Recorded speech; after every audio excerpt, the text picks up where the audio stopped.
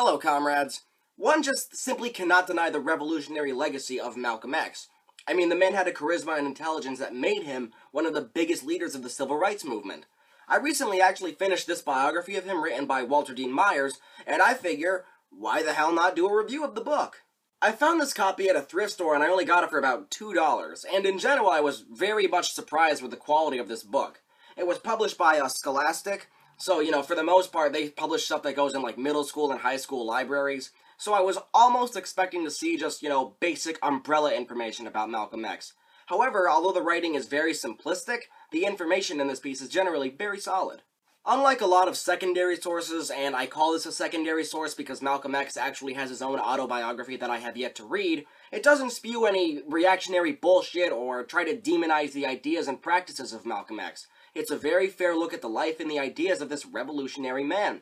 I mean, fuck! It even directly and indirectly refers to him as a communist without even a single mention of any anti-communist sentiment or anything stupid like that, which I appreciate. Something else that I really like about this book is that it actually goes over the history of Malcolm X's revolutionary spirit, citing that one of his biggest inspirations in his life was his father, who was murdered during his time working for the civil rights and, as a part of the Marcus Garvey movement.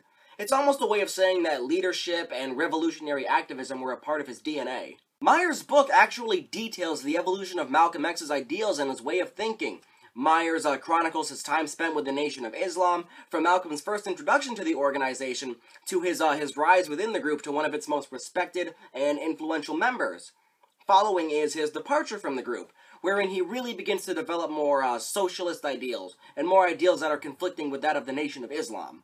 As I mentioned before, this biography actually has a decent amount of mentions of communism, none of them being condescending or reactionary or anything like that. Hell, Myers even discusses how Malcolm X met with fucking Fidel Castro during the time of the 1960 March on Washington, even providing a pro-Castro quote as given by a Cuban man who fled the regime of Batista. He is a wonderful man. When he speaks, his strength is in his words, his mouth.